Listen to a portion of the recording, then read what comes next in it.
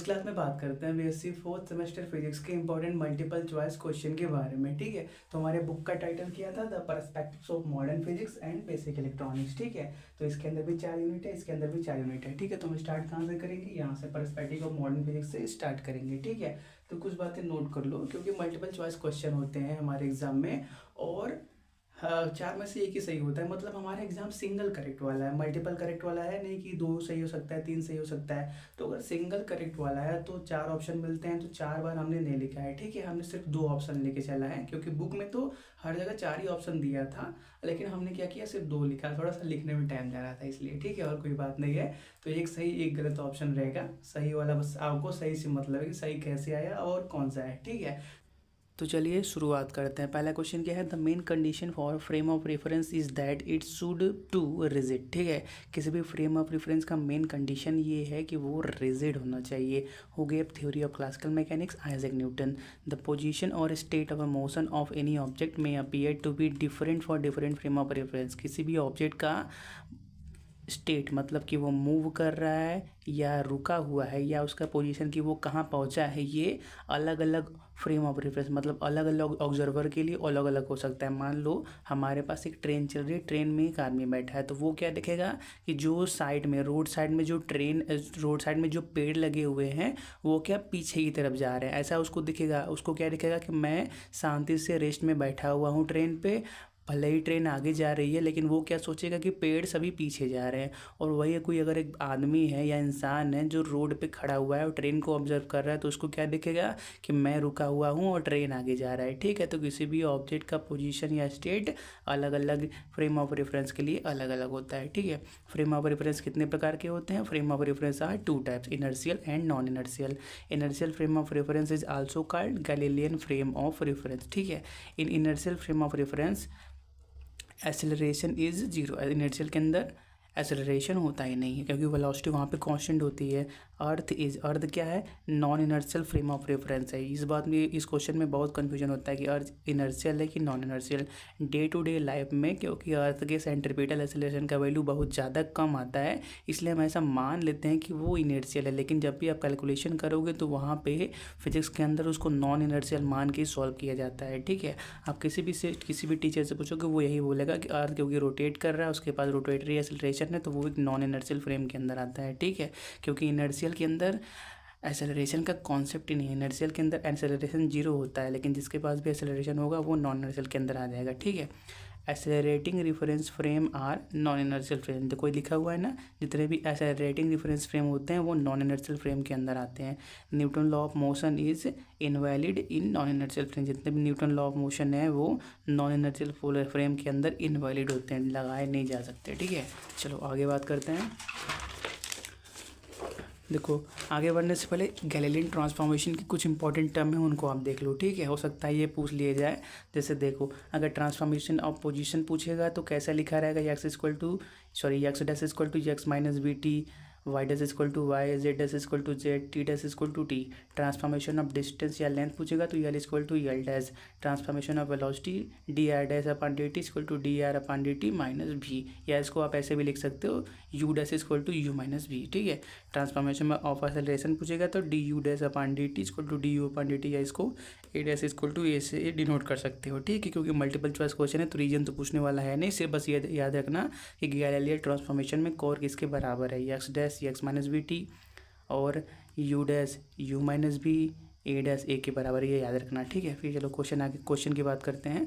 Law of conservation of momentum is also invariant to Galilean transformation. जो law of conservation of momentum होता है वो Galilean transformation के invariant होता है। ठीक है, the operators use in Michelson Morley experiment. देखो माइकलसन मोरे एक्सपेरिमेंट के अंदर इंटरफेरोमीटर यूज किया जाता है। In Michelson Morley experiment both the mirror are placed perpendicular to each other. जो दोनों मिरर होते हैं, एक यहाँ पे होता है एक यहाँ पे होता है, दोनों एक दूसरे के परपेंडिकुलर होते हैं। ठीक है, the two path difference introduce between the two beam is 2d² upon c²। ठीक है, चलो आगे बढ़ते हैं।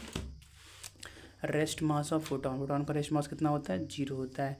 The frame of reference in which fundamental law of physics are same, उनको क्या बोलते हैं, inertial frame. In which frame the all fundamental law all invariant, inertial frame. The frame for which law of inertia is valid, inertial, ठीक है। Inertial frame के अंदर law of inertia valid होता है। फिर क्या, in Galilean transformation the velocity of light in free space is independent of the observer motion, ठीक है। Classical kinematics obey Galilean transformation, जो क्लासिकल काइनेमेटिक्स होता है वो गैलीलियन ट्रांसफॉर्मेशन को ओबे करता है, ठीक है। और जो हमारे पास रिलेटिविस्टिक काइनेमेटिक्स होता है वो लॉरेंज ट्रांसफॉर्मेशन को फॉलो करता है। मतलब जो मॉडर्न ट्रांसफॉर्मेशन है वो लॉरेंज ट्रांसफॉर्मेशन के ऊपर काम करता है, ठीक है। देखो यार, ट्रांसफॉर्मेशन, लॉरेंज ट्रांसफॉर्मेशन के अंदर एक कॉमन वर्ड आता है गामा। तो गामा किसके बराबर होता है, 1/√1 - b² के बराबर होता है। फिर क्या, लॉरेंज इक्वेशन ऑफ स्पेस क्या होता है, x dash equal to x minus B T upon √1 - b²/c²। जहाँ से गैलीलियन फॉल कर गया था, मतलब जहाँ से गैलीलियन का कॉन्सेप्ट रुक गया था, लिमिटेड था, उसी को आगे बढ़ाया था लॉरेंज ने, ठीक है। फिर लॉरेंज इक्वेशन ऑफ टाइम कितना होता है, T dash equal to gamma T minus X v/c²। Gamma का वैल्यू क्या है, 1/√1 - b²/c², ठीक है। इसको याद रखना, बस ये याद रखना कि यहाँ पे X dash equal to x minus B T /√1 - b²/c² है, और T dash equal to gamma T minus X v/c² है, ठीक है। चलो आगे बढ़ते हैं। फिर क्या हमारे पास, which one is called inverse Lorentz transformation equation of time, ठीक है। तो देखो, inverse Lorentz transformation equation of time क्या होता है, ये होता है, देखो जो लॉरेंज इक्वेशन ऑफ टाइम था वो T dash equal to something था, लेकिन इनवर्स में क्या हो जाएगा, इनवर्स में T is equal to something लिख लेगा। तो T is equal to T dash plus v(x'/c² upon √1 - v²/c²। ये क्या होता है, inverse Lorentz transformation equation of time होता है, ठीक है। Classical physics is just a special case of relativistic physics, ठीक है। जो हमारे पास क्लासिकल फिजिक्स है, क्लासिकल फिजिक्स का है दूसरा नाम न्यूटोनियन फिजिक्स होता है, ठीक है। वो क्या, रिलेटिविस्टिक फिजिक्स का बस एक स्पेशल केस है। रिलेटिविस्टिक फिजिक्स के बस क्या बोलते हैं, छोटे से हिस्से के अंदर ही क्लासिकल फिजिक्स आ जाता है, ठीक है। Transformation of simultaneity is t double dash equal to gamma v(x1 - x2 upon c², ठीक है। Simultaneity is a relative concept है, क्या बोलते हैं यार, साइमल्टेनिटी, हाँ, साइमल्टेनिटी इज एक रिलेटिव कॉन्सेप्ट है, वो एब्सोल्यूट कॉन्सेप्ट नहीं है।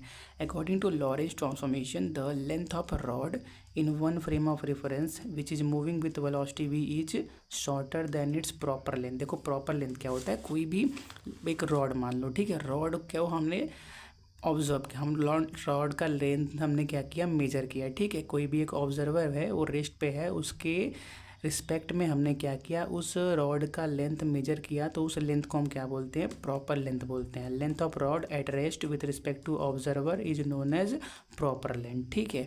और प्रॉपर लेंथ और एक्चुअल लेंथ में क्या रिलेशन होता है, यल इक्वल टू यल0 √1 - b²/c² के बराबर होता है, ठीक है। तो लॉरेंज ट्रांसफॉर्मेशन में पूछ क्या रहा है कि the length of rod in one frame of reference which is moving with the velocity v is shorter or longer than its proper length। तो शॉर्टर हो जाएगा, क्यों हो जाएगा, क्योंकि देखो जब भी हम मूव करोगे तो जो नया वाला लेंथ आपके पास मिलने वाला है वो आपके पास प्रॉपर लेंथ के मुकाबले कम ही आने वाला है, ठीक है। प्रॉपर लेंथ मतलब क्या, जब ऑब्जर्वर रेस्ट पे था तब ऑब्जर्व किया गया है, और जब ब्लैक की हुई एक दूसरा फ्रेम बनाया गया जिसके अंदर ऑब्जर्वर मूव कर रहा है, उसके रिस्पेक्ट में हमेशा ही लेंथ क्या मिलेगा आपको, कम, ऑब्जर्वर जो आपका मूव कर रहा है उसका लेंथ हमेशा आपको कम मिलेगा, किसके रिस्पेक्ट में, पहले वाले के रिस्पेक्ट में, ठीक है।